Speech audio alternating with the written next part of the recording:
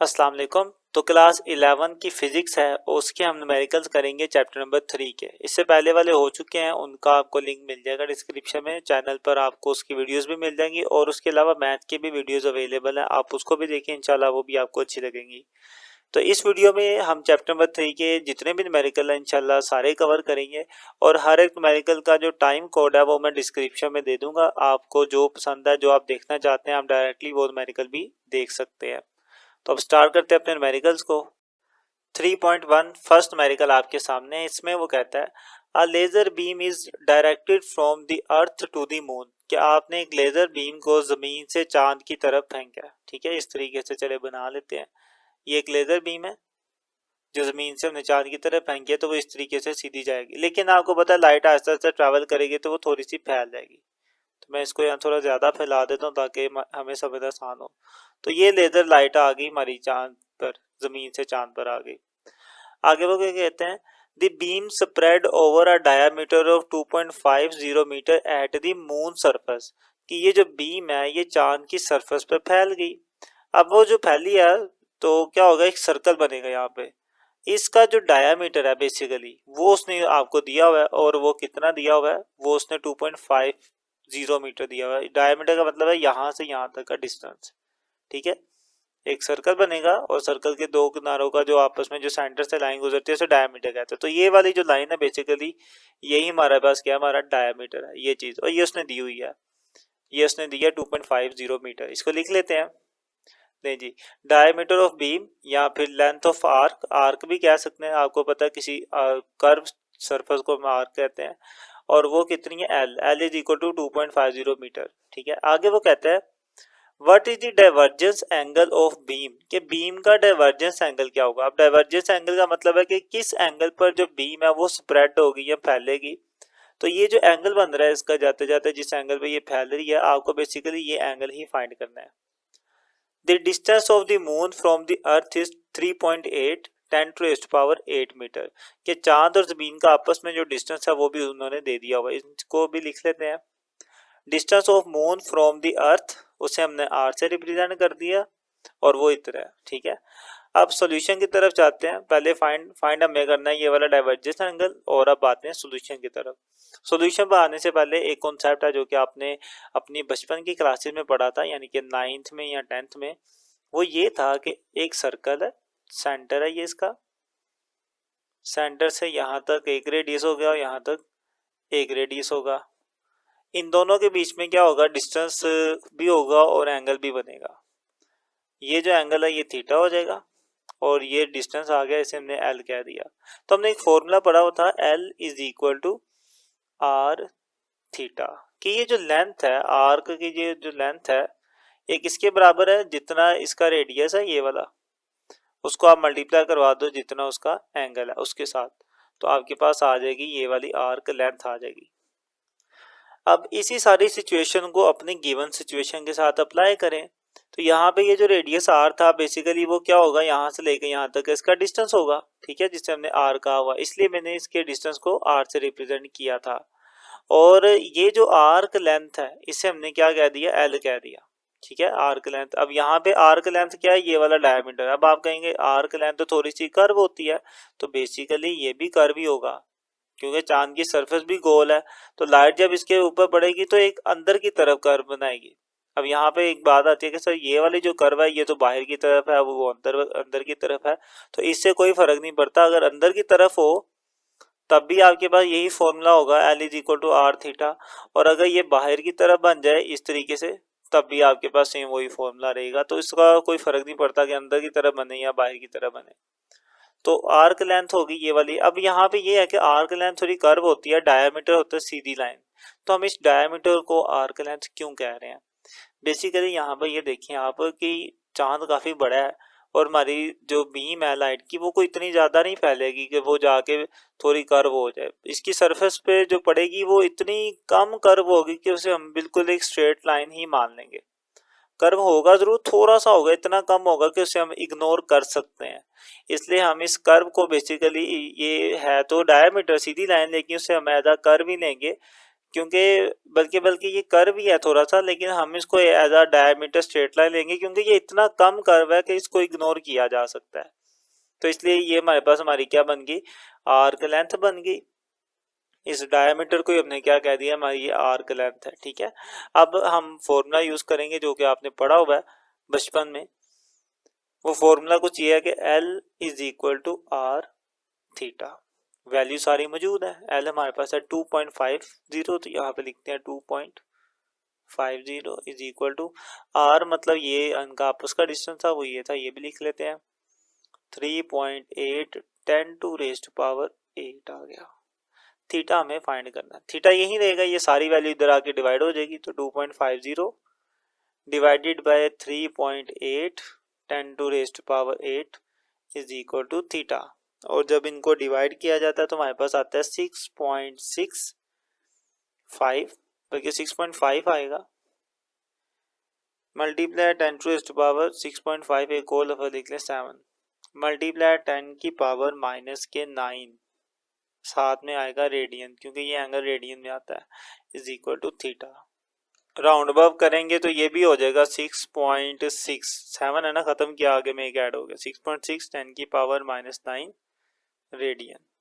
ले जी, इस तरीके से आपने अपना एंगल भी फाइंड कर लिया। उम्मीद है आप समझ चुके होंगे, ये सिंपल था, बस एक दो चीज़ें इसमें मुझे लगा कि आपके माइंड में आ सकती हैं, तो वो मैंने आपको क्लियर कर दी।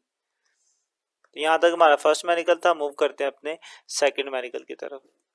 3.2 आपके सामने है। इसमें वो कहता है a car is moving with the speed of 108 kilometre per hour. इतनी स्पीड से कोई कार मूव कर रही है।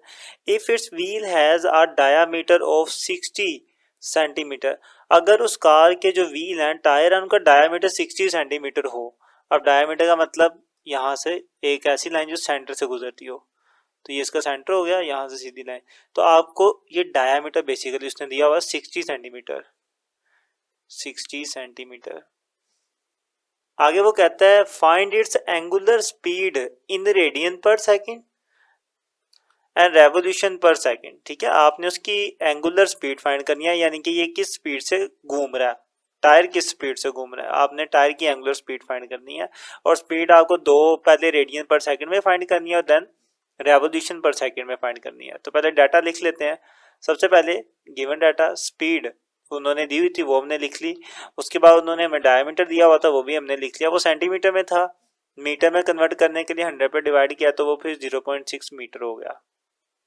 आगे सॉल्यूशन पे आते हैं, फाइंड पे आते हैं।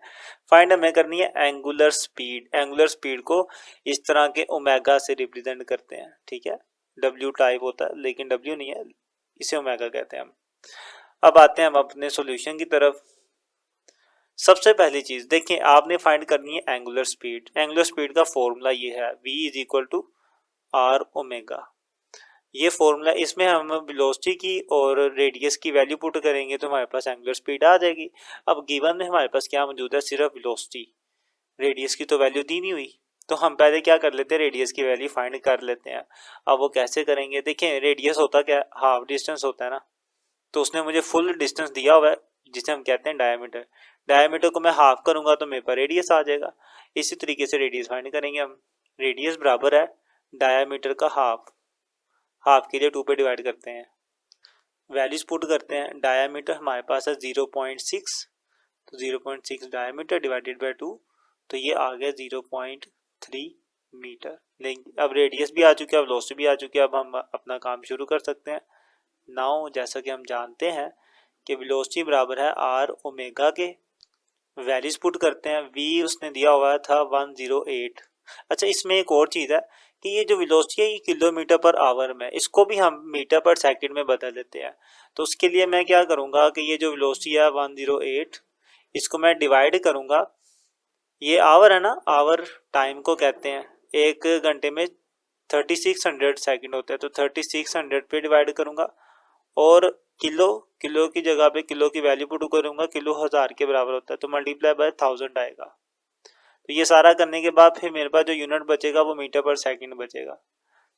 इनको मल्टीप्लाई और डिवाइड सब कुछ करके जो आंसर आएगा फाइनल, वो आ जाएगा 30 मीटर पर सेकंड। ठीक है, अब ये ऐसा यूनिट में कन्वर्ट हो चुका है। अब मैं इसकी वैल्यू यहाँ पे पुट करूंगा, तो v मेरे पास कितना आया, 30 मीटर पर सेकंड। तो v की जगह पे आ गया 30, r हमने फाइंड कर लिया 0.3 और ओमेगा आ जाएगा। ये मल्टीप्लाई इधर आके डिवाइड हो जाएगा 0.3 इज इक्वल टू ओमेगा। जब आप इन्हें डिवाइड करेंगे तो आपके पास आएगा 100। इसका यूनिट जो आएगा वो रेडियन में आएगा, रेडियन पर सेकंड। इस तरीके से आपके पास एंगुलर वेलोसिटी तो आ गई, लेकिन ये आई है रेडियन पर सेकंड में। अब हमें क्या चाहिए, इसकी ये जो वेलोसिटी है रेवोल्यूशन पर सेकंड में भी चाहिए। अब रेवोल्यूशन क्या होता है, एक पूरा सर्कल यानी कि एक पूरा चक्कर जब लगता है उसे हम कहते हैं 1 रेवोल्यूशन। अब उसमें क्या होगा कि देखें, यहाँ से अगर टायर चलना शुरू करता है तो घूम के दोबारा इधर आ जाएगा, तो एक चक्कर यानी कि एक रेवोल्यूशन पूरी हो जाएगी। एक पूरा सर्कल जब कंप्लीट होता है तो कितने डिग्री वो घूमता है, तो पूरा सर्कल जब कंप्लीट होता है तो वो 360 डिग्री घूमता है, ठीक है। और इसे अगर हम रेडियन में कन्वर्ट करेंगे तो वो 2 पाई बन जाएगा, 2 पाई रेडियन। मतलब एक कंप्लीट साइकिल में 2 पाई रेडियन जितना एंगल लगता है। तो मैं अपने इस वाले इसको अगर 2 पाई से डिवाइड कर दूंगा तो मेरे पास ये जितना भी आएगा डिस्टेंस फिर रेवोल्यूशन के अकॉर्डिंगली आएगा, यानी कि एक रेवोल्यूशन 2 3 कितनी लगेंगी ये आ जाएगा। तो इसको मैं 2 पाई पे डिवाइड करूंगा तो मेरे पास आ जाएगा कि ये कितना रिवॉल्व कर रहा है, कितनी रेवोल्यूशंस हो रही हैं इसकी। तो 100 डिवाइडेड बाय 2 पाई करूंगा तो मेरे पास आ जाएगा कि ये कितने रेवोल्यूशन में पर सेकंड कर रहा है, मतलब एक सेकंड में कितनी चक्कर लगा रहा है। अब इसकी वैल्यू पुट करते हैं पाई की वैल्यू है 3.1416 इज इक्वल टू ओमेगा। इनको आप मल्टीप्लाई कर दें और देन फिर आप इन्हें डिवाइड कर दें तो आपके पास जो फाइनल आंसर आएगा मैं वो लिख देता हूँ, वो आएगा 15.9। इसको राउंड अप करेंगे तो ये 16 बन जाएगा, 16, ठीक है। साथ में यूनिट भी लिख लें, 16 रेवोल्यूशंस होंगी पर सेकंड, मतलब एक सेकंड में 16 दफा आपका टायर घूमेगा इतनी स्पीड के साथ। लें जी, आपका आंसर इसमें भी आ गया और उसमें भी आ गया, ठीक है। एक चीज मैं फिर बता दूं कि अभी इसकी जो स्पीड थी वो हमारे पास थी इतने रेडियन पर सेकंड, मतलब इतने रेडियन पर सेकंड, इतने एंगल वो एक सेकंड में पूरे करेगा। अब हमें एंगल के अकॉर्डिंगली नहीं बताना, हमने बताना है वो कितने चक्कर लगाएगा। अब एक चक्कर होने में 2 पाई एंगल लग रहा है तो हम इसे 2 पाई से डिवाइड कर देंगे तो वो बता देगा कितने गोल कंप्लीट चक्कर लग रहे हैं। तो इसलिए हमने इसे 2 पाई पे डिवाइड कर दिया तो पता चला 16 पूरे कंप्लीट साइकिल हो रहे हैं, मतलब 16 रेवोल्यूशंस हो रही हैं एक सेकंड में। तो इस तरीके से हमने इसके अकॉर्डिंगली भी स्पीड फाइंड कर ली। उम्मीद है आप समझ चुके होंगे, आसान था। ये था आपका सेकंड न्यूमेरिकल। मूव करते हैं थर्ड की तरफ। थर्ड लिखा हुआ है an electric motor is running at 1800 revolution पर मिनट, कि एक इलेक्ट्रिक मोटर है जो कि इतनी रेवोल्यूशंस के साथ एक सेकंड में मूव कर रही है। आगे वो कहता है ऑन स्विचिंग ऑफ, जब हमने इसको बंद कर दिया, it comes to rest in 20 second, वो 20 सेकंड के अंदर वो मोटर रुक गई। इफ एंगुलर रिटार्डेशन, मतलब एक्सेलरेशन ही होता है लेकिन चूंकि इसकी वैल्यू नेगेटिव होती है, स्पीड कम हो रही होती है, तो फिर उसी एक्सेलरेशन को हम रिटार्डेशन कह देते हैं। इस नाम का मतलब ये है कि उसकी स्पीड आहिस्ता आहिस्ता कम हो रही है इसलिए उसका एक्सेलरेशन नेगेटिव होगा। If angular retardation is uniform, अगर उसका एक्सेलरेशन यूनिफॉर्म हो, find the number of revolutions it makes before stopping, तो आप ये बताएंगे रुकने से पहले पहले वो कितनी दफा अपनी रेवोल्यूशंस कंप्लीट करेगा, यानी कि मोटर कितनी दफा घूम चुकी होगी रुकने से पहले पहले, कितनी दफा वो एक चक्कर लगा चुका होगा। तो ये चीज आपने करनी है। तो पहले हम डाटा लिखते हैं। सबसे पहले चीज इनिशियल एंगुलर वेलोसिटी उसने दी हुई थी, ये वाली शुरू में उसकी इतनी वेलोसिटी थी, वो भी हमने लिख ली 18 रेवोल्यूशंस पर मिनट। उसके बाद है फाइनल एंगुलर वेलोसिटी। फाइनल में क्या होगा, मोटर रुक जाएगी, तो रुक जाएगी तो फिर फाइनल वेलोसिटी क्या होगी, एंगुलर वेलोसिटी क्या होगी, 0 होगी। उसके बाद टाइम कितना लगा था 20 सेकंड, वो भी हमने लिख लिया। देन बात करते हैं हम कि हमने फाइंड क्या करना है। फाइंड हमने ये करना है कि कितने नंबर ऑफ रेवोल्यूशंस वो करेगी, रुकने से पहले पहले मोटर कितनी दफा घूम चुकी होगी। अब इसमें ये देखें बेसिकली मोटर जो घूम रही होती है वो क्या कर रही होती है, वो एक डिस्टेंस कवर कर रही होती है। उस डिस्टेंस को हम एंगुलर डिस्टेंस भी कहते हैं। तो हम पहले यही करेंगे कि एंगुलर डिस्टेंस फाइंड कर लेंगे, उसी एंगुलर डिस्टेंस को फिर हम रेवोल्यूशंस में कन्वर्ट कर लेंगे, हमें पता चल जाएगा कि वो कितनी दफा एक कंप्लीट रेवोल्यूशंस कर चुकी है, ठीक है। ये हम काम करेंगे। तो इसलिए मैं नंबर ऑफ रेवोल्यूशंस को एंगुलर डिस्प्लेसमेंट भी कह सकता हूँ, और यानी कि मुझे थीटा बेसिकली फाइंड करना है। अब हम चलते हैं सॉल्यूशन की तरफ।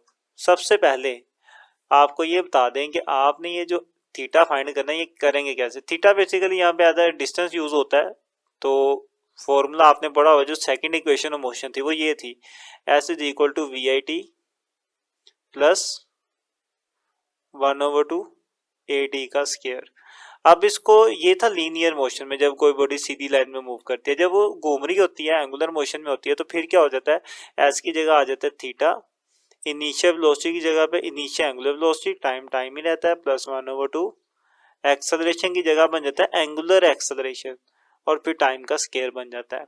तो मुझे चूंकि थीटा फाइंड करना है वो मैं कर तो सकता हूँ, लेकिन इस सारी इक्वेशन में एक चीज की कमी है, वो है एंगुलर एक्सेलरेशन, वो मुझे नहीं पता कितना है। तो पहले हम एंगुलर एक्सेलरेशन फाइंड कर लेते हैं, फिर इस फॉर्मूले से हमारे पास ये अपना डिस्टेंस भी आ जाएगा, यानी कि नंबर ऑफ रेवोल्यूशन भी आ जाएंगी।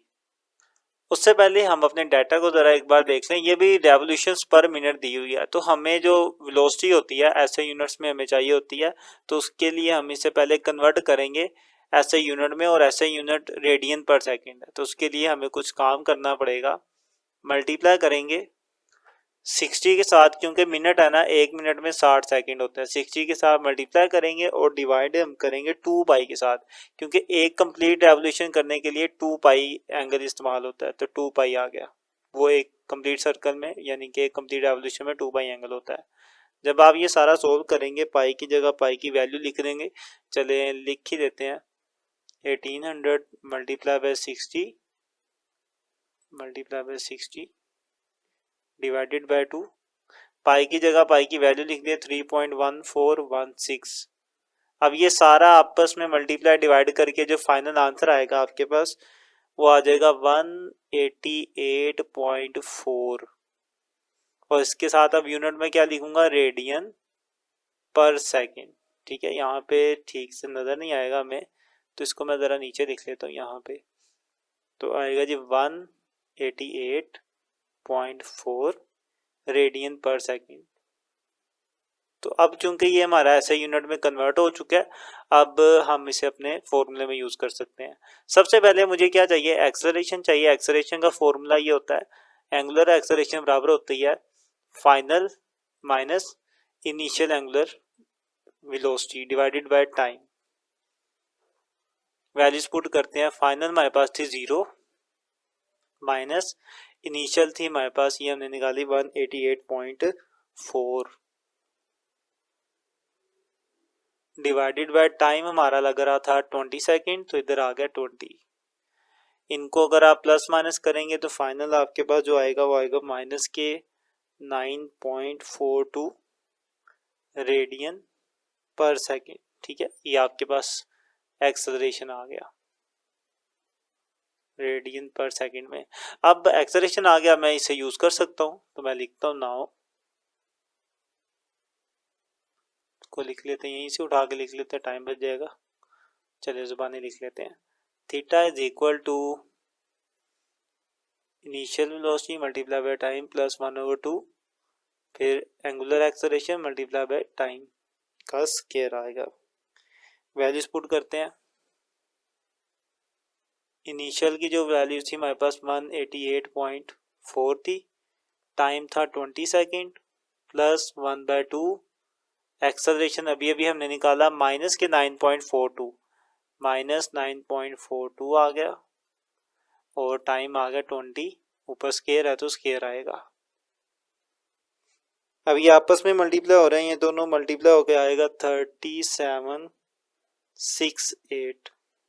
अब देखिए प्लस माइनस माइनस, और इन दोनों को आप 2 पे डिवाइड कर दें और साथ में स्क्वायर भी ले लें, मतलब ये सारा इकट्ठा सोल्व कर ले, 20 का स्क्वायर ले, जो भी आंसर आएगा इसके साथ मल्टीप्लाई कर ले, और जो भी आंसर आएगा 2 पे डिवाइड कर ले, तो फाइनल आपके पास जो आएगा 188.4 आ जाएगा। क्योंकि इतनी कैलकुलेशन तो मैं उम्मीद करता हूँ अब आपको आती हैं, आप माशाल्लाह फर्स्ट ईयर में आ चुके हैं।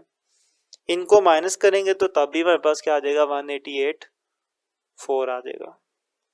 अब थीटा तो आ गया, लेकिन ये थीटा किस में आया, रेडियन पर सेकंड में आया। ठीक है, अब हमें बेसिकली इसको रेवोल्यूशन में कन्वर्ट करना है कि कितने रेवोल्यूशन, मतलब कितनी दफ़ा वो घूमेगी, उसने भी यही कहा रेवोल्यूशन बताएं कितनी होगी। तो उसके लिए क्या करना पड़ेगा, आप देखें एक कंप्लीट चक्कर लगाते हैं ना, जब हम एक कंप्लीट रेवोल्यूशन पूरी करते हैं तो कितने बनते हैं, वो 2 पाई रेडियन बनता है। तो मैं इसको भी 2 पाई पे डिवाइड कर दूंगा तो मुझे पता चल जाएगा कि कितने चक्कर मोटर ने लगाए होंगे रुकने से पहले पहले। तो इसको मैं 2 पाई पे डिवाइड कर देता हूँ, डिवाइडेड बाई 2 पाई, पाई की वैल्यू पुट कर देते हैं 188 और 4 डिवाइडेड बाई 2, पाई की जगह पे 3.14 और 16 इतनी काफ़ी है।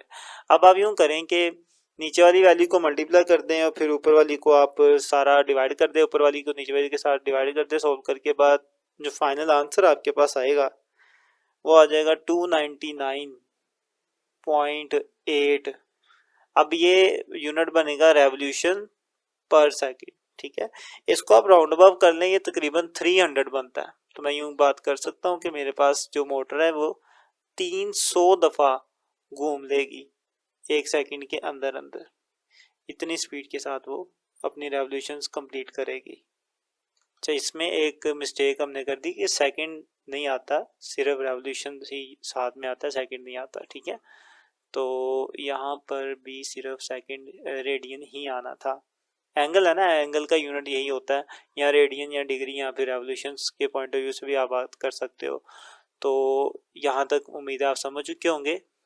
एक और यूनिट की करेक्शन कर लें कि सेकंड स्केयर आता है एक्सेलरेशन के साथ, ठीक है।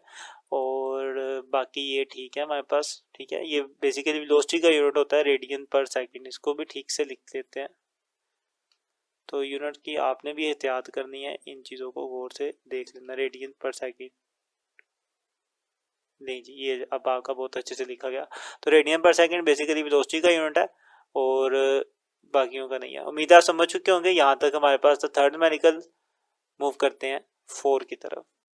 फोर्थ न्यूमेरिकल है और इसमें लिखा हुआ है a string 0.5 metre long holding a stone can withstand maximum tension of 35.6 newton. मतलब कि एक रस्सी है जिसके साथ एक पत्थर को बांधा हुआ है। इस रस्सी की जो लंबाई है वो 0.5 मीटर है, 0.5 मीटर इसकी लेंथ है और इस रस्सी के साथ पत्थर को बांधा हुआ है। ये जो रस्सी है ये मैक्सिमम कितनी टेंशन बर्दाश्त कर सकती है वो उन्होंने बताया 35.6 न्यूटन है। अब होगा क्या, जब आप पत्थर को बांधेंगे इसके साथ तो रस्सी टाइट तो हो जाएगी ना, क्योंकि इस पत्थर का जो वेट है वो नीचे की तरफ होगा और इस वजन की वजह से इसमें टेंशन भी आ जाएगी। तो यही वो बात कर रहा है कि ये जो टेंशन है बेसिकली, ये टेंशन कितनी है वो उन्होंने बता दी है, वो 35.6 न्यूटन है। इतनी टेंशन मैक्सिमम इस पे पड़ेगी तो ये बर्दाश्त कर सकता है, इससे ज्यादा टेंशन ये बर्दाश्त नहीं कर सकता। आगे वो कहता है find the maximum speed at which a stone of 0.5 kg mass can be whirled within a vertical circle. वो कहता है कि आप बताएं कि कितनी इसकी स्पीड हो सकती है ज्यादा से ज्यादा इस पत्थर की कि ये एक वर्टिकल सर्कल में घूम सके, ठीक है। और इसका मैस उन्होंने दिया हुआ है 0.5 kg है।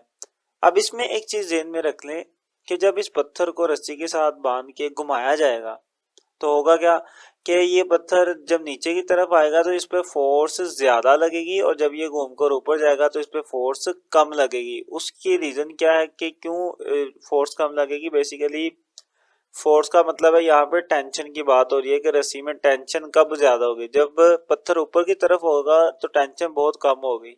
उसकी रीजन क्या है, क्योंकि जब पत्थर का जो वेट है वो भी नीचे की तरफ होगा और आप जो फोर्स लगा रहे हैं इसे घुमाने के लिए वो भी नीचे की तरफ होगी। लेकिन जब यहाँ पे पत्थर पहुंचेगा उस सूरत में क्या हो जाएगा कि फोर्स की डायरेक्शन तो ऊपर की तरफ होगी जो आप लगा रहे हैं, ठीक है, जो सेंटीमीटर फोर्स के तौर पे काम करेगी उसकी डायरेक्शन तो ऊपर की तरफ होगी लेकिन वेट नीचे की तरफ होगा, जिसकी वजह से इस पॉइंट पर आके यहाँ पर आके इस रस्सी के अंदर जो है वो टेंशन बहुत ज्यादा हो जाएगी। अब आपने ये ख्याल रखना है कि जो टेंशन है वो इससे ज्यादा ना हो, 35.6 न्यूटन से ज्यादा ना हो। इतनी टेंशन पर रहते हुए आप इस पत्थर को ज्यादा से ज्यादा कितनी स्पीड पर घुमाएंगे। अगर उस स्पीड से ज्यादा घुमाएंगे तो टेंशन ज्यादा हो जाएगी, टेंशन ज्यादा हो जाएगी तो रस्सी टूट जाएगी। बस आपसे ये सवाल है कि इतनी ही टेंशन पर रहते हुए आपने ये बताना है कि इस पत्थर को ज्यादा से ज्यादा कितनी स्पीड पर घुमाया जा सकता है। उम्मीद है आप समझे होंगे। अब डाटा लिख लेते हैं पहले हम। उन्होंने हमें लेंथ दी हुई थी स्ट्रिंग की, उसे हमने आर कह दिया क्योंकि एक सर्कल बन रहा है, तो आर मतलब वो सर्कल का रेडियस ही हो जाएगा, जितनी इसकी लेंथ होगी 0.5 मीटर कह दिया इसे। उसके बाद टेंशन दी हुई थी 35.6 न्यूटन, वो भी लिख ली, और then mass of the stone वो भी हमने लिख लिया। अब आते हैं फाइंड की तरफ। फाइंड हमने करनी है मैक्सिमम स्पीड की, ज्यादा से ज्यादा इस पत्थर की कितनी स्पीड होगी। और अब चलते हैं अपने सॉल्यूशन की तरफ। देखें, आप इस पत्थर को घुमा रहे हैं तो आप इस पे सेंटीमीटर फोर्स लगा रहे हैं, तो सेंटीमीटर फोर्स का फॉर्मूला होता है ये वाला। सेंटीमीटर फोर्स बराबर होती है mv² ओवर r। अब बस आपको ये पता हो कि इस पत्थर पे फोर्स लग कितनी रही है। तो इस पॉइंट पर यहाँ पर इस पे दो फोर्सेस लग रही हैं, एक लग रही है टेंशन और दूसरी कौन सी लग रही है, वेट। अब दोनों की डायरेक्शन ऑपोजिट है, तो दोनों को क्या करूंगा मैं, माइनस करूंगा, तो मेरे पास क्या आ जाएगी, टोटल फोर्स आ जाएगी जो इस पे लग रही है, यानी कि सेंटीमीटर फोर्स फिलहाल जितनी इस पे लग रही है वो आ जाएगी। अब यहाँ पे मैं सेंटीमीटर फोर्स की जगह पे ये वैल्यू लिख देता हूँ, tension minus weight is equal to mv² over r। mg की जगह पे, मतलब वेट की जगह पे मैं mg भी लिख सकता हूँ। वेट mg की इक्वल होता है tension minus mg is equal to mv² over r। अच्छा, r के ऊपर स्क्वायर नहीं है, mv² ओवर r, सिंपल ये फॉर्मूला होता है। अब इसमें वैल्यूज पुट कर देते हैं हम। टेंशन उन्होंने दी हुई है हमें, वो है 35.6, तो टेंशन की जगह पे आ गया 35.6 माइनस मैथ हमारे पास था 0.5 और रेडियस भी 0.5, तो मैथ की जगह पे आ गया 0.5, जी की वैल्यू 10 है, इज इक्वल टू, ओके 10 नहीं 9.8 लिखेंगे, 10 आप 9 10 में लिखा करते थे, फर्स्ट ईयर में 0.8 ही होती है, 9.8 होती है। उसके बाद यहाँ पर भी मैथ्स की वैल्यू आएगी वो 0.5 है। और v की बात की जाए तो ये तो हमें फाइंड करना है कि कितनी स्पीड हमें चाहिए, डिवाइडेड बाय r भी 0.5 था। अब यहाँ पर तो ये दोनों सेम सेम हो गए, ये तो आपस में ही कैंसिल आउट हो जाएंगे। बाकी क्या बचेगा, यहाँ पे बचेगा 35.6 माइनस ये दोनों आपस में मल्टीप्लाई होंगे 9.8, ये 9.8 था, 9.8 मल्टीप्लाई बाय 0.5, तो आपके पास आ जाएगा 4.9 इज इक्वल टू v²। अब इन दोनों को माइनस करेंगे तो 30.7 आएगा आंसर, v²। अब स्केयर खत्म करने के लिए हम ले लेंगे अंडर रूट, तो 30.7 का भी अंडर रूट आएगा और इसके ऊपर भी अंडर रूट आएगा, ये अंडर रूट इसका खत्म होगा तो 5.54 आ जाएगा। साथ में वेलोसिटी का यूनिट मीटर पर second is equal to v आ जाएगा। नहीं जी, इस तरीके से आपने वेलोसिटी भी फाइंड कर ली। उम्मीद है आप समझ चुके होंगे। ये आपका था न्यूमेरिकल नंबर 4। मूव करते हैं 5 की तरफ। तो फिफ्थ न्यूमेरिकल है, इसमें लिखा हुआ है the flywheel of an engine is rotating at 2100 revolution पर मिनट, कि एक इंजन का जो फ्लाई व्हील है वो इतनी रेवोल्यूशंस एक मिनट में कंप्लीट कर लेता है, मतलब 2100 रेवोल्यूशंस। अब ये एक इंजन है और इसके अंदर ये एक फ्लाई व्हील लगा होता है इस तरीके से, और ये कितनी बार घूम रहा है, ये एक मिनट के अंदर 2100 दफा अपने रेवोल्यूशंस कंप्लीट कर रहा है। आगे वो कहता है when the power source is shut off, और जब पावर सोर्स शट ऑफ हो जाएगा मतलब इंजन बंद हो जाएगा, what torque is required to stop it in 3 minute, कि हमें कितना टॉर्क चाहिए होगा इसको 3 मिनट के अंदर अंदर रोकने के लिए। The moment of inertia of the flywheel is 36 kilogram metre square. ठीक है, तो डाटा उसने दिया हुआ है, डाटा लिख लेते हैं और फिर फाइंड करेंगे कि कितना टॉर्क चाहिए इसको रोकने के लिए। तो पहली चीज इनिशियल एंगुलर वेलोसिटी हमें दी हुई है, वो है 2100 रेवोल्यूशंस पर मिनट, कि शुरू में इसकी इतनी स्पीड हो गई, क्योंकि ये घूम रहा है तो इसलिए हम इसे कहेंगे इनिशियल एंगुलर वेलोसिटी कहेंगे। उसके बाद बात करते हैं इसकी फाइनल वेलोसिटी की। तो फाइनल एंगुलर वेलोसिटी हमारे पास है 0, क्योंकि वो रुक जाएगा ना, तो रुकने के बाद तो 0 हो जाती है वेलोसिटी।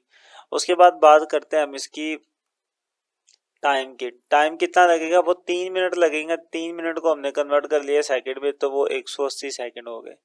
उसके बाद बात करते हैं कि उसने हमें इसका मोमेंट ऑफ इनर्शिया दिया हुआ है ये वाली चीज, ठीक है। तो उसको भी हमने लिख लिया 36 किलोग्राम मीटर स्क्वायर। इस इंजन को थोड़ा सा नीचे कर लें क्योंकि एक काम अभी हमने ऊपर कैलकुलेशन में करना है। ले जी, अब आते हैं हम अपने नेक्स्ट काम की तरफ, मतलब कि सॉल्यूशन की तरफ। पहले फाइंड लिख लेते हैं, फाइंड हमने करना है इसका टॉर्क। और अब आते हैं अपने सॉल्यूशन की तरफ। सॉल्यूशन पे आने से पहले पहले अपने डाटा को देख लें। यहाँ पे लिखा हुआ है रेवोल्यूशन पर मिनट, ये आपका ऐसा यूनिट नहीं है रेवोल्यूशन का, तो इसको पहले ऐसे यूनिट में कन्वर्ट कर लेते हैं। वो क्या हो, 2100।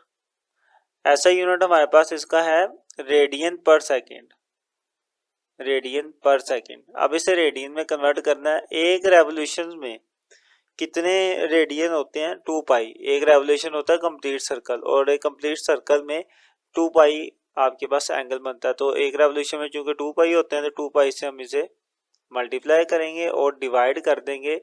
जैसे कि मिनट है, एक मिनट में 60 सेकंड होते हैं, तो 60 के साथ डिवाइड करेंगे, तो ये अब बन जाएगा रेडियन पर सेकेंड। ठीक है, इस तरीके से ये बनेगा।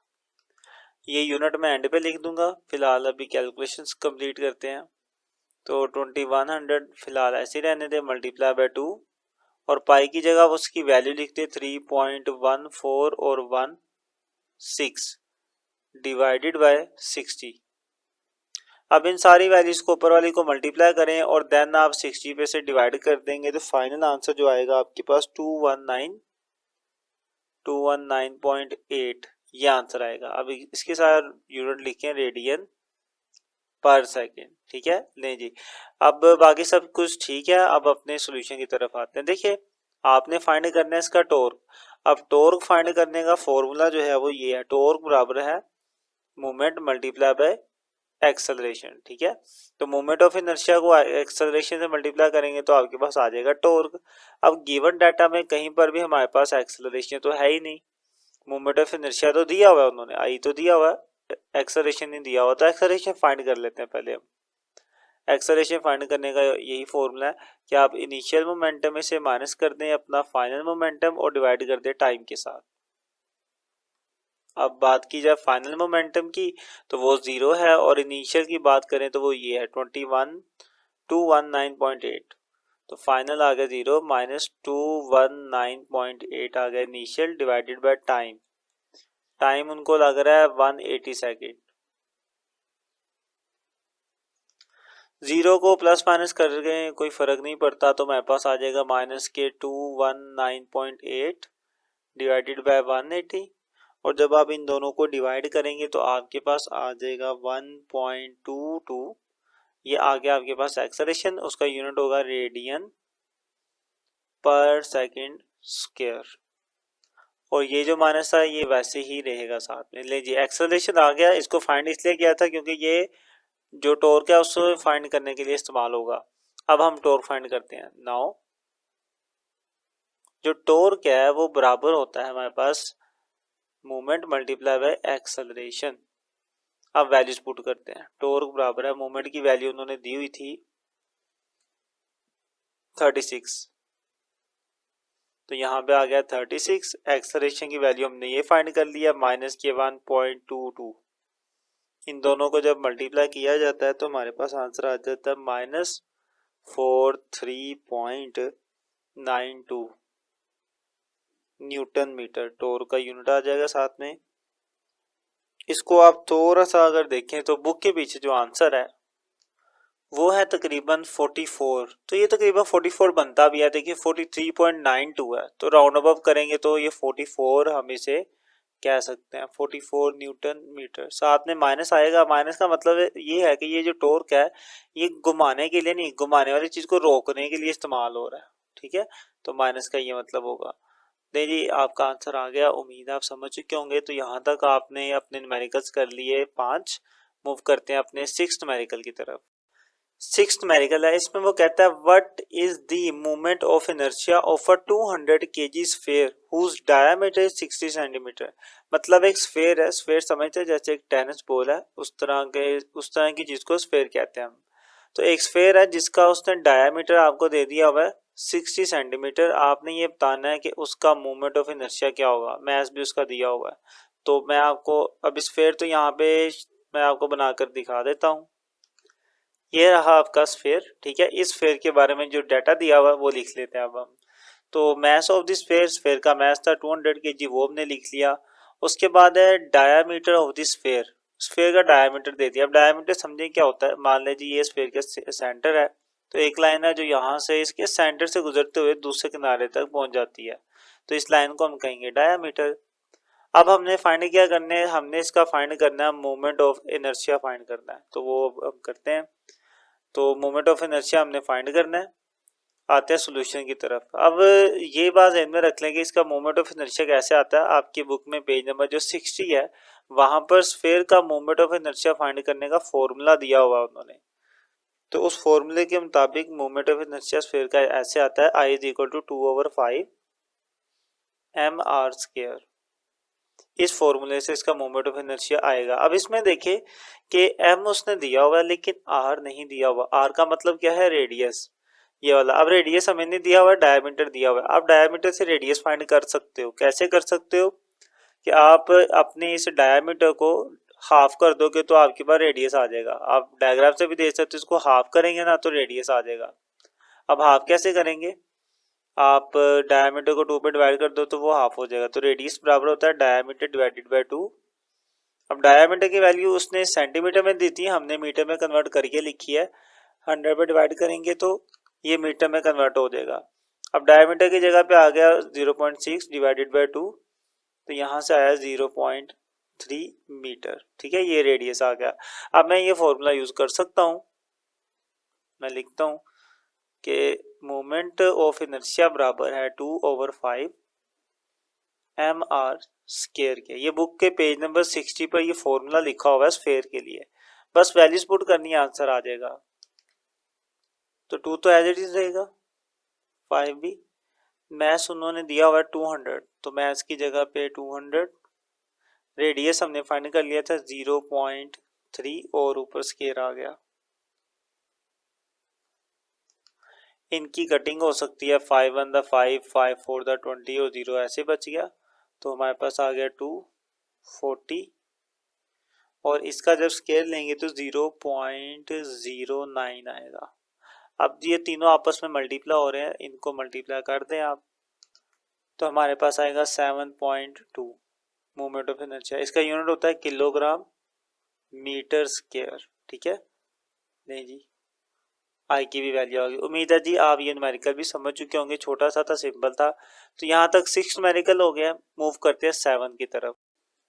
7 न्यूमेरिकल है, इसमें लिखा हुआ है a satellite is orbiting the earth at an altitude of 200 kilometre. कि एक सैटेलाइट है जो कि जमीन से 200 किलोमीटर की बुलंदी पर है, ठीक है। तो ये कितनी बुलंदी होगी, 200 किलोमीटर। और ये जो बुलंदी है ये सैटेलाइट की है, तो इसको मैं h से रिप्रेजेंट कर देता हूँ कि बेसिकली ये क्या है, हाइट है। Assuming the earth radius is 6400 kilometre. आप मान लें कि जमीन का जो रेडियस है वो 6400 किलोमीटर है। मतलब कि जमीन की सरफेस से जमीन के सेंटर तक का जो डिस्टेंस है उसे हम उसका रेडियस क्या देते हैं, कैपिटल R से रिप्रेजेंट कर देंगे। मैं इसको साइड पे लिख देता हूँ कैपिटल R, और वो उन्होंने दिया हुआ है 6400 किलोमीटर, ठीक है। तो पहले जमीन का सेंटर से यहाँ तक का रेडियस है और उसके ऊपर हाइट मजीद कितनी है, 200 किलोमीटर सैटेलाइट की। वो कहते हैं calculate the orbital speed of the satellite. आप ये बताएं कि सैटेलाइट को ऑर्बिट में घूमने के लिए कितनी स्पीड चाहिए। तो डाटा लिखते हैं। सबसे पहले मैस ऑफ द अर्थ, जमीन का जो मैस है ये उसने दिया नहीं हुआ, ये हमें जुबानी याद होना चाहिए। हमने ये मैट्रिक से इसको जुबानी याद रखना है। उसके बाद बात करते हैं रेडियस ऑफ द अर्थ, जमीन का रेडियस वो उन्होंने दिया हुआ था, वो भी हमने लिख लिया। उसके बाद height of the circular orbit, के मतलब जिस ऑर्बिट में इसने सर्कुलेट करना है उसकी हाइट कितनी होगी, 200 किलोमीटर। तो ये भी उसने दी थी, हमने लिख ली। अब आते हैं अपने फाइंड की तरफ। तो ऑर्बिटल स्पीड हमने फाइंड करनी है और ये रहा हमारा सोल्यूशन। अब सोल्यूशन स्टार्ट करते हैं। देखिए ऑर्बिटल स्पीड फाइंड करने का फॉर्मूला ये है कि v is equal to √g/m/r, ये फॉर्मूला है। अब इस r का मतलब क्या है, इस r का मतलब है ऑर्बिट का रेडियस, ठीक है। तो इस r का मतलब क्या है, ऑर्बिट का रेडियस। अब ऑर्बिट का रेडियस कैसे बनेगा, मतलब मान लो वो इस ऑर्बिट में घूम रहा है ना आपका सैटेलाइट, तो फिर यहाँ से लेकर जमीन के सेंटर तक का जितना भी डिस्टेंस है वो सारा मिला के फिर ऑर्बिट बनेगा सैटेलाइट का। यानी कि सैटेलाइट जिस ऑर्बिट में घूम रहा है वहां से लेकर जमीन के सेंटर तक का सारा डिस्टेंस मिलाएंगे तो तब ये ऑर्बिट का रेडियस बनेगा आर। यानी कि ये मैं बात कर सकता हूँ कि जमीन का जो रेडियस है उससे आप जमा कर लें जितनी आपके पास इसकी हाइट है सैटेलाइट की, तो आपके पास टोटल इसके ऑर्बिट का रेडियस आ जाएगा। आपको डायग्राम से भी नजर आ ही रहा होगा। तो टोटल रेडियस कैसे आएगा, जिस ऑर्बिट में सैटेलाइट घूम रहा है उसका रेडियस कैसे आएगा, जितना जमीन का रेडियस है उसके अंदर आप जमा कर लें जितनी सैटेलाइट की हाइट है। ये दोनों आपस में ऐड होंगे, देखें ये वाला भी और ये वाला भी, ये दोनों आपस में जमा होंगे तो हमारे पास क्या आ जाएगी, टोटल हाइट आ जाएगी सैटेलाइट की जमीन के सेंटर से, जिसको हम स्मॉल आर से रिप्रेजेंट कर रहे हैं। अब इसमें वैल्यूज पुट करते हैं।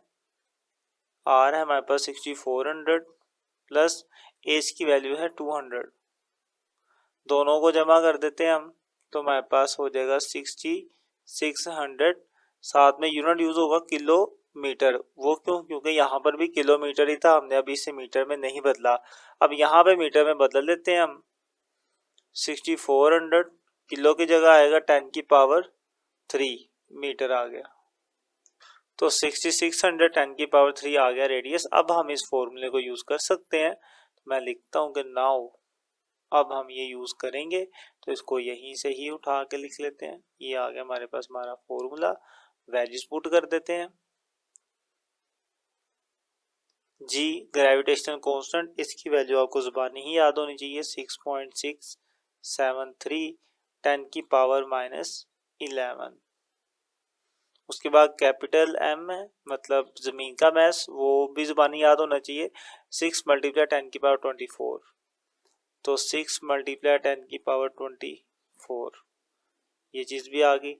डिवाइडेड बाय आर, आर की वैल्यू ये है 6600 × 10 की पावर 3। ले जी सारी वैल्यूज पुट कर दी। अब 1 बाय 1 आपने सोल्व करना, पहले ऊपर वाली वैल्यूज को आप करेंगे मल्टीप्लाई कैलकुलेटर की मदद से। ये जैसे लिखी हुई है बिल्कुल एज इट इज ही आपने लिख लेना है, कुछ ज्यादा करने की जरूरत नहीं है। लिखकर मल्टीप्लाई करेंगे तो आपके पास आंसर आएगा 4.002 मल्टीप्लाई 10 की पावर 14 आएगा। डिवाइड में हमारे पास ये वाली वैल्यू, अभी इसे कुछ नहीं किया तो ये ऐसे ही आ जाएगी 10 की पावर 3। अब इन दोनों को आपने डिवाइड करना है, और डिवाइड भी ऐसे ही करना है जैसे लिखा हुआ है कैलकुलेटर पे, सारी ये वाली वैल्यू लिखें और ब्रैकेट में ही लिखें, फिर डिवाइड का निशान दबाएं और नीचे वाली सारी वैल्यू को एज इट इज लिखें, लेकिन इसको भी ब्रैकेट के अंदर लिखें। जब आप ये सब कुछ करेंगे तो आपके पास जो आंसर आएगा वो आएगा जी 6.06 10 की पावर 7। ठीक है, अब ये इसका अंडर रूट आप ले लें, तो इसका जब अंडर रूट लेंगे तो हमारे पास आंसर आएगा 7784.6, ये आंसर आ जाएगा मीटर पर सेकंड। लेकिन आप इसे साइंटिफिक में भी कर सकते हो, प्रीफिक्स भी इसमें यूज कर सकते हो, बुक में किया हुआ है।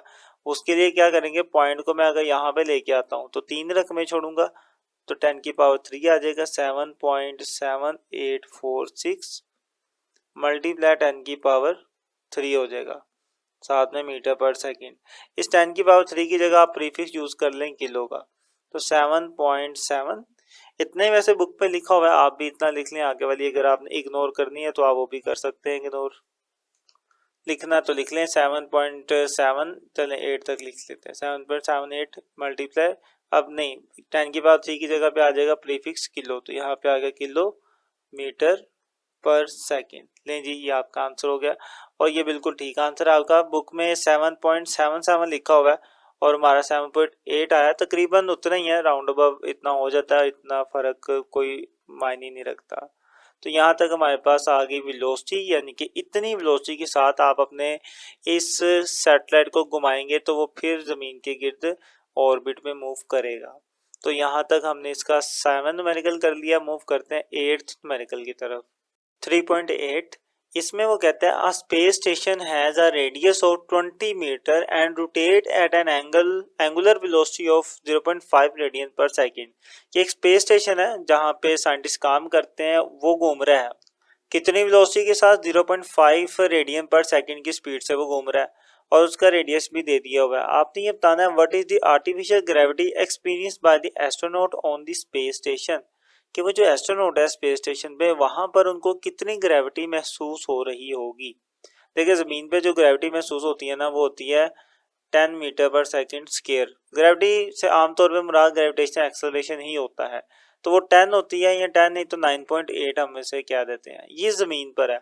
अब हम देखते हैं कि स्पेस में कितनी है। स्पेस में हमने अगर एक्सेलरेशन फील करवाना है साइंटिस्ट को तो हमें स्पेस स्टेशन को रोटेट करना पड़ेगा। जब वो रोटेट करेगा घूमेगा तो उसके अंदर एक्सेलरेशन प्रोड्यूस होगा और उसी एक्सेलरेशन की वजह से उनको लगेगा कि यहाँ पे ग्रेविटी वाली फीलिंग उनको आ रही होगी। तो अब आते हैं पहले डाटा लिख लेते हैं। रेडियस दे दिया हुआ है वो लिख लिया हमें, एंगुलर वेलोसिटी दी हुई थी वो भी हमने लिख ली 0.5 रेडियन पर सेकंड। फाइंड हमने क्या करना है, आर्टिफिशियल ग्रेविटी फाइंड करनी है। सॉल्यूशन की तरफ आते हैं। देखें जी, जब कोई बॉडी रोटेट करती है तो उसके अंदर एक्सेलरेशन तो पैदा होता है। अब वो जो एक्सेलरेशन है वो कैसे फाइंड किया जाता है, उसको फाइंड करने का फॉर्मूला हमारे पास है आर ओमेगा स्क्वायर। ठीक है, ये फॉर्मूला है। अब यहाँ पे जो एक्सेलरेशन प्रोड्यूस होगा उसी को ही हम क्या कह रहे हैं, आर्टिफिशियल ग्रेविटी कह रहे हैं। तो मैं यहाँ पे लिख देता हूँ सिंस, बल्कि सिंस नहीं आप लिखें एज, जैसा कि यहाँ पे जो एक्सेलरेशन प्रोड्यूस होगा स्पेस स्टेशन में बेसिकली वही उसी को हम क्या कहेंगे, हमारी वो ग्रेविटी है, क्योंकि वो एज अ ग्रेविटी काम करेगा। तो इसकी जगह पे मैं जी लिख दूंगा, बाकी आर और omega square as it is values put कर दें। आर उन्होंने हमें दिया हुआ था 20 और ओमेगा 0.5, तो आर की जगह पे 20 आ गया, ओमेगा की जगह पे 0.5 आ गया ऊपर स्क्वायर। अब इसका स्क्वायर है और 20 से ये मल्टीप्लाई हो रहा है तो स्क्वायर लेके 20 से मल्टीप्लाई कर दें, या चले स्क्वायर लिख लेते हैं। 0.5 का स्क्वायर होता है 0.25। अब ये दोनों मल्टीप्लाई हो रहे हैं, मल्टीप्लाई करेंगे तो 5 आ जाएगा, 5 मीटर पर सेकंड। यानी कि इतना एक्सेलरेशन उनको फील होगा साइंटिस्ट को, एस्ट्रोनॉट्स को। लेकिन जमीन से अभी भी ये कम है, जमीन पर 9.8 होता है। एक्सेलरेशन का यूनिट यहाँ पे स्क्वायर आना है, तो इसका ख्याल रखिएगा यूनिट्स का। तो उम्मीद आप समझ चुके होंगे। यहाँ तक हमने अपना 8वां न्यूमेरिकल भी कर लिया। मूव करते हैं अपने 9th न्यूमेरिकल की तरफ। 9th न्यूमेरिकल है, वो कहता है a bicycle wheel has an angular momentum of 10 kilogram metre square per second, कि एंगुलर मोमेंटम है एक साइकिल उसके टायर का, एंड एंगुलर वेलोसिटी 2 रेडियन पर सेकंड, और उसकी एंगुलर वेलोसिटी दे दी हुई है। Find the value of its moment of inertia, आपने उसका मोमेंट ऑफ इनर्शिया फाइंड करना है। तो मुझे एंगुलर मोमेंटम दिया था, उसे एल से रिप्रेजेंट करते हैं, वो भी हमने लिख लिया। एंगुलर वेलोसिटी दी थी वो भी हमने लिख ली। फाइंड हमने क्या करना है, मोमेंट ऑफ इनर्शिया आई से रिप्रेजेंट करेंगे, वो भी हमने लिख लिया। सॉल्यूशन की तरफ आते हैं। बहुत ही सिंपल है, हमने ये फॉर्मूला पढ़ा हुआ है कि एंगुलर मोमेंटम जो है वो बराबर होता है angular moment of inertia multiply by angular velocity. ठीक है, इनके बराबर होता है। वैल्यूज पुट कर दे, सारी वैल्यूज अवेलेबल है। एल उसने हमें 10 दिया हुआ तो यहाँ पे 10 आ जाएगा। आई की वैल्यू मोमेंट ऑफ इनर्शिया हमें फाइंड करनी है तो एज इट इज रहेगी। ओमेगा की वैल्यू 2 थी तो यहाँ पे 2 आ जाएगा। अब 2 यहाँ पे मल्टीप्लाई हो रहा है, इधर आके डिवाइड हो जाएगा, तो 10 divided by 2 is equal to moment of inertia. इनको डिवाइड करेंगे तो 5 आ जाएगा। साथ में इसका यूनिट आएगा kilogram metre square, metre square is equal to I. इस तरीके से आपके पास मोमेंट ऑफ इनर्शिया भी आ जाएगा। काफ़ी सिंपल था। तो यहाँ तक हमारे 9 न्यूमेरिकल हो चुके हैं और इसके बाद मूव करते हैं आपके 10th न्यूमेरिकल की तरफ। 10th न्यूमेरिकल है, काफ़ी इंपॉर्टेंट है, इसको बहुत ध्यान से समझिएगा। वो कहते हैं अ डाइवर, ड्राइवर नहीं डाइवर, डाइवर मतलब जो छलांग लगाने वाला पानी के अंदर, जैसे कि ये है। A diver comes off a board with arms straight up and leg straight. एक डाइवर है बोर्ड पर आता है जिसके हाथ भी सीधे हैं और पाँव भी सीधे हैं। वो कहता है कि straight down giving him a moment of inertia, के इस पोजीशन पर रहते हुए उसके पास जो मोमेंट ऑफ इनर्शिया, या यूं कह लें कि इस पोजीशन में जब उसने डाइव लगाई और वो घूमने ही लगा था तो उसका जो मोमेंट ऑफ इनर्शिया है वो कितना था, 18 किलोग्राम मीटर स्क्वायर, इतना मोमेंट ऑफ इनर्शिया था। उसके बाद क्या हुआ, अबाउट इज रोटेशन एक्सिस, मतलब इतना उसका मोमेंट ऑफ इनर्शिया था अपने रोटेशन एक्सिस के अकॉर्डिंगली। देन टक इनटू अ स्मॉल बॉल, तो वो फिर उसने अपने आप को इस तरह एक स्मॉल बॉल में टक कर लिया, मतलब अपने आप को सुकेड़ लिया। तो फिर क्या हुआ, decreasing his movement of inertia, तो इसका मूवमेंट ऑफ इनर्शिया पहले से कम हो गया। तो इस पोजीशन पे मूवमेंट ऑफ इनर्शिया आप कह लेंगे 18 था जो उसने दिया हुआ था। जब उसने अपने आप को टक पोजीशन में कर लिया इस पोजीशन में, तो उस वक्त उसका मूवमेंट ऑफ इनर्शिया जो है वो रह गया 3.6 रह गया। While tucked, he moves to complete rotation in 1 second, कि जब वो टक वाली पोजीशन में था तो वो 2 दफा घूमता है। तो नंबर ऑफ रोटेशंस कितनी होगी, 2 होगी। नंबर ऑफ रोटेशंस हमारे पास 2 हैं इन 1 सेकेंड, और टाइम कितना लगा, 1 सेकेंड के अंदर अंदर उसने इतनी नंबर ऑफ वाइब्रेशंस पूरी की हैं। ये जो 1 सेकेंड में जो रेवोल्यूशन होती है ना, उसको बेसिकली हम फ्रीक्वेंसी भी कहते हैं। तो इस पोजीशन पे उसकी बेसिकली उन्होंने हमें क्या दी हुई है, फ्रीक्वेंसी दी हुई है, जिसे हम कह देंगे कि 2 इसकी फ्रीक्वेंसी है, क्योंकि 2 इसने रोटेशंस मुकम्मल की थी। उसने लिखा हुआ है 2 कंप्लीट रोटेशन इन 1 सेकेंड, तो ये बेसिकली इसकी फ्रीक्वेंसी होगी। अब चूंकि 2 रोटेशन थी तो मैं इसलिए इसके साथ यूनिट यूज करूंगा रेवोल्यूशन पर सेकेंड, कि 1 सेकेंड में 2 रोटेशन थी या रेवोल्यूशन थी। आगे वो कहता है if he had not tucked, वो कहता है अगर वो ये ना काम करे, टक ना करे, अपने आप को बिल्कुल ऐसे ही इसी पोजीशन पर रखे, स्ट्रेट ही रखे, how many revolutions would he have made in 1.5 second. तो अगर वो अपने आप को टक नहीं करता, स्ट्रेट पोजीशन पर ही रखता है, तो इस पोजीशन पर रहते हुए वो 1.5 सेकेंड के अंदर कितनी रोटेशंस कंप्लीट करेगा। क्लियर, टक पोजीशन में उसने 1 सेकंड में जितनी रोटेशंस कंप्लीट की थी वो 2 थी। वो कहते हैं अगर टक पोजीशन में वो ना जाए, सीधा ही रहे, तो 1.5 सेकंड में कितनी रोटेशंस कंप्लीट करेगा। अब ये सारी स्टोरी है, इसको लिखते हैं और फिर इसको सोल्व करते हैं। सबसे पहले हमारा आ जाएगा गिवन डाटा। तो इनिशियल मोमेंटम मतलब इनिशियल पोजीशन के अकॉर्डिंगली लिखूंगा। इनिशियल पोजीशन ये थी हमारे पास। अब शुरू में उसने बस एक चीज हमें बताई है कि इनिशियल मूवमेंट कितना था, 18 किलोग्राम मीटर स्क्वायर था। तो ये हमने लिख लिया अपना इनिशियल मोमेंट ऑफ इनर्शिया। उसके बाद करते हैं टक पोजीशन की बात करते हैं, टक पोजीशन पे क्या हो रहा था। टक पोजीशन पे उसका जो मोमेंटम था, जो मोमेंट ऑफ इनर्शिया था 3.6 किलोग्राम मीटर स्क्वायर था। ये चीज भी उन्होंने दी हुई है कि वो कम हो गया, 3.6 किलोग्राम मीटर स्क्वायर रह गया था, वो हमने लिख लिया। उसके बाद बात करते हैं टाइम। टाइम कितना लगा था, टाइम टोटल जो टाइम है 1.5 सेकेंड है। तो टाइम टेकन कितना है 1.5 सेकेंड। मतलब ये है कि टोटल टाइम कितना हमारे पर डाइव लगाने के लिए शुरू से लेकर एंड तक का टोटल टाइम पानी में जाने का वो 1.5 सेकेंड है। हमने ये बताना है कि अगर वो टक पोजीशन में नहीं जाता, सीधा रहता है, तो 1.5 सेकेंड के अंदर अंदर वो कितनी रोटेशन करके पानी तक पहुंचेगा। ठीक है, तो ये टोटल टाइम है पूरी डाइव का, ये बात ध्यान में रखिएगा। चले आगे हम बात करते हैं फ्रीक्वेंसी की, कि फ्रीक्वेंसी कितनी थी जब उसने अपने आप को टक पोजीशन में रखा, वो थी 2 रेवोल्यूशन। तो हम एक काम आप यूं कर लें कि ये जो फ्रीक्वेंसी है इसे ऊपर लिख लें और टाइम को जरा नीचे लिख लें। तो मैं इसे ऊपर नीचे कर देता हूँ। इस तरह ये चीज क्लियर हो जाएगी कि टक पोजीशन में ये दोनों चीजें हैं, इनिशियल पोजीशन में ये है, और जो टाइम टेकन है ये टक या इनिशियल पोजीशन का नहीं है, ये टोटल है, टोटल डाइव का ये टाइम है। तो मैं इसको अलग से थोड़ा सा हाईलाइट कर देता हूँ ताकि आपका डाटा आपको जरा क्लियर है। तो पूरी डाइव का टाइम है 1.5 सेकेंड। टक पोजीशन में उसका मोमेंट ऑफ इनर्शिया और फ्रीक्वेंसी हमें मिल गई थी, और इनिशियल पोजीशन में हमें मोमेंट ऑफ इनर्शिया उसका पता है। अब आते हैं अपने काम की तरफ, सॉल्यूशन की तरफ चलते हैं।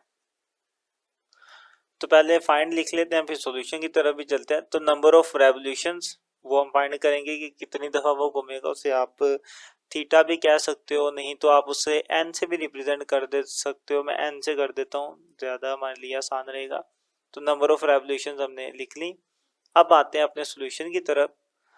अब ये ज़रा ध्यान से समझिएगा। सबसे पहले देखिए, अगर मुझे ये पता चल जाए ना कि इस डाइव की इस पोजीशन में कितनी फ्रीक्वेंसी थी, तो मेरे लिए नंबर ऑफ रेवोल्यूशन फाइंड करना तो बहुत आसान हो जाएगा। इस पोजीशन की फ्रीक्वेंसी उन्होंने दी हुई है ना, वो है 2 रेवोल्यूशन पर सेकेंड इसकी फ्रीक्वेंसी है इस पोजीशन में। ठीक है, मैं बेसिकली फाइंड करूंगा कि इस पोजीशन में कितनी फ्रीक्वेंसी है। जब फ्रीक्वेंसी पता चलेगी तो ये ऑटोमेटिकली पता चल जाएगा कि कितने दफा ये घूमेगा। ठीक है, 1.5 सेकेंड के अंदर अंदर। तो पहले हम काम करेंगे फ्रीक्वेंसी के ऊपर। उसके लिए क्या करूंगा मैं, आपने एक फॉर्मूला पढ़ा हुआ है I1 omega 1 is equal to I two omega two. और इसी टॉपिक में पढ़ा था डाई वाले टॉपिक में कि जितना इनिशियल आपके पास एंगुलर मोमेंटम होगा उतना ही फाइनल भी एंगुलर मोमेंटम होगा। अब इसमें वैल्यूज पुट कर देते हैं। I1 हमारे पास था 18, तो I1 की जगह पे आ गया 18। ओमेगा 1, ओमेगा की वैल्यू तो दी नहीं हुई, ओमेगा तो कहीं पर भी नहीं दिया हुआ, ना ओमेगा 1 ना ओमेगा 2 है। तो ओमेगा बेसिकली किसके बराबर होता है, ये भी आपको पता होगा, आपने पढ़ा हुआ है कि ओमेगा बेसिकली बराबर होता है 2 पाई एफ के। ठीक है, इसी चीज को मैं यहाँ पे यूज करूंगा ओमेगा की जगह पे। तो ये वाला ओमेगा किसके बराबर आ जाएगा, 2 पाई, ओमेगा 1 है तो एफ के साथ भी 1 आ जाएगा। अब I2 की वैल्यू उन्होंने दी हुई है 3.6, तो यहाँ पर आएगा 3.6 और ओमेगा 2 की वैल्यू है 2 पाई एफ। इसको और भी तरीके करने के, लेकिन ये तरीका मुझे सबसे ज्यादा आसान लगा इसलिए मैं ऐसे करवा रहा हूँ आपको। अब इक्वल के दोनों तरफ जो वैल्यू सेम होती है वो तो कट जाती है, तो 2 पाई इधर भी है इधर भी है, ये तो कैंसल आउट हो गए। यहाँ से बच गया 18 F1 इज इक्वल टू 3.6 और यहाँ से आ गया हमारे पास F2। अच्छा, यहाँ पर F1 चले लिख लेते हैं, आगे वैल्यूज पुट कर लेंगे। F1 की वैल्यू हमें नहीं पता, मतलब शुरू वाली फ्रीक्वेंसी हमें नहीं पता, लेकिन बाद वाली हमें फ्रीक्वेंसी पता थी। F2 वो 2 है तो उसकी भी वैल्यू मैं लिख देता हूँ। तो 18 F1 as it is 3.6, F2 की वैल्यू आ जाएगी 2, F1 इज इक्वल टू, इन दोनों को मल्टीप्लाई करेंगे तो 7.2 आएगा। 18 मल्टीप्लाई इधर आके डिवाइड हो जाएगा और इनको डिवाइड करेंगे तो हमारे पास आंसर आ जाएगा 0.4। अब ये फ्रीक्वेंसी हमारे पास कैसे आई है, रेवोल्यूशंस पर सेकंड के हिसाब से आई है फर्स्ट वाले की, कि मतलब अगर वो टक पोजीशन में नहीं जाता तब उसकी फ्रीक्वेंसी होगी 0.4। अब हम देखते हैं कि वो घूमेगा कितनी दफा, रोटेट कितनी दफा करेगा, नंबर ऑफ रेवोल्यूशंस कितनी होंगी। उसी चीज को लिख दिया कि नंबर ऑफ रेवोल्यूशंस कैसे आएंगी। वो सिंपल तरीका होता है कि आप फ्रीक्वेंसी को मल्टीप्लाई करवा दें टाइम के साथ। तो फ्रीक्वेंसी F1 है और टाइम भी हमें पता है, वैल्यूज पुट कर देंगे। फ्रीक्वेंसी है 0.4 और टाइम कितना लगेगा इसको पूरा रोटेट करने में, जो पूरी डाइव लगाने में जो टाइम है वो 1.5 है। तो 1.5 के साथ मल्टीप्लाई कर दें, तो जब आप इनको मल्टीप्लाई करेंगे तो आपके पास आएगा 0.6 रेवोल्यूशंस, इतनी दफा वो रोटेट करेगा। अब यहाँ पर देखें एक कंप्लीट डाइव भी नहीं होगी, मतलब एक पूरा चक्कर भी उसका नहीं लगेगा, लेकिन अगर वो अपने आप को टक पोजीशन में ले आता है तो तब तो वो सिर्फ 1 सेकंड में ही 2 दफा घूम जाएगा। और हमारे पास क्या है, 1.5 सेकंड है टोटल, तो मतलब 1 सेकंड में 2 दफा घुमा तो आधे सेकंड में 1 दफा और घूमेगा, तो टोटल 3 दफा वो घूम चुका होगा। इस 1.5 सेकंड के अंदर 3 दफा वो घूम चुका होगा। लेकिन अगर आप अपने आप को वो टक पोजीशन में नहीं लेके आता, ऐसे रखता है, तो वो एक रोटेशन भी पूरी नहीं करेगा। उसकी रीजन क्या है, क्योंकि आपका जो मोमेंट ऑफ इनर्शिया है वो बेसिकली रेडियस पे डिपेंड करता है। इस पोजीशन में उसका रेडियस होता है ज्यादा। आप देखें तो यहाँ से लेकर यहाँ तक उसका रेडियस बन रहा है, ठीक है, और टक पोजीशन में उसका रेडियस कितना बन रहा है, यहाँ सेंटर से लेकर यहाँ तक, तो रेडियस कम हुआ तो मोमेंट ऑफ इनर्शिया भी ज्यादा होगा, जिस वजह से ये ज्यादा गोल गोल घूमेगा और ये थोड़ा कम घूमेगा। ले जी, यहाँ तक आपका सबसे इम्पोर्टेंट 10वां न्यूमेरिकल ही था। थोड़ा सा आपको मैंने जितना सिंपल हो सकता था किया, आपको इससे मुश्किल भी सोल्यूशन मिल जाएंगे, लेकिन उम्मीद है ये सबसे आसान लगेगा आपको। इसी के साथ सारे न्यूमेरिकल पूरे होते हैं। आपको इस चैनल पर मैथ की भी वीडियोस मिलेंगी, फिजिक्स की भी मिलेंगी, तो इसको ज़्यादा से ज़्यादा शेयर करें और मिलते हैं इंशाल्लाह नेक्स्ट वीडियो में। तब तक के लिए अल्लाह हाफिज़।